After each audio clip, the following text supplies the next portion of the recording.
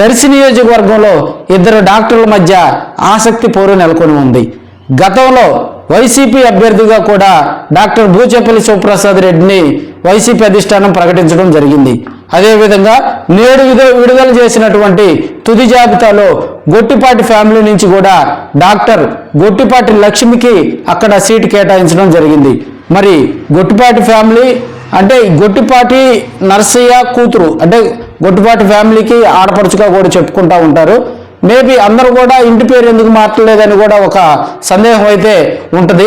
ఇక్కడ మనం గొట్టిపాటి డాక్టర్స్కి సర్నేమ్ వచ్చేసరికి వారి ఇంటి పేరే ఉంటుంది కాబట్టి ఈ మేడం గారికి కూడా గొట్టిపాటి లక్ష్మిగా కూడా సర్నేమ్ రావటం జరిగింది.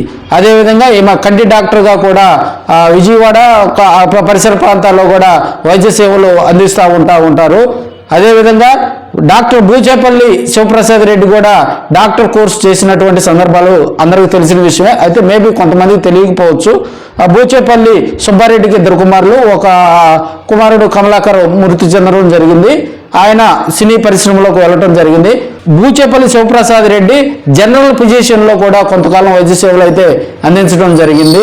సో ఇద్దరు డాక్టర్ల మధ్య తెలుగుదేశం పార్టీ నిన్నటి వరకు కూడా ఎవరిని పోటీలో నుంచోబెట్టాలా దర్శిలో అని కూడా ఒక సందిగ్ధం అయితే నెలకొని ఉంది. దానికి ఆ ఉత్కంఠగా తరిపెడుతూ డాక్టర్ మీద డాక్టర్నే పోటీకి రంగంలోకి దింపింది.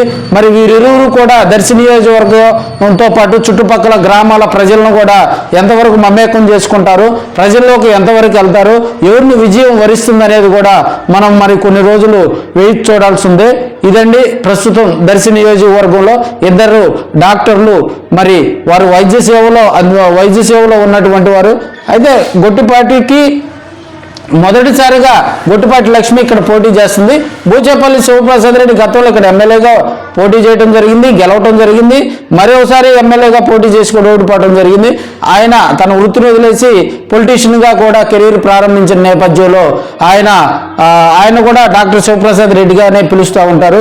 వీరిరువురు మధ్య ఎంత ప్రాబల్యం ఉంటుందని కూడా మనం తెలుసుకోవాల్సిన అవసరం ఉంది. మరో వీడియోతో మళ్ళీ కలుద్దాం. అంతవరకు సెలవు, నమస్కారం.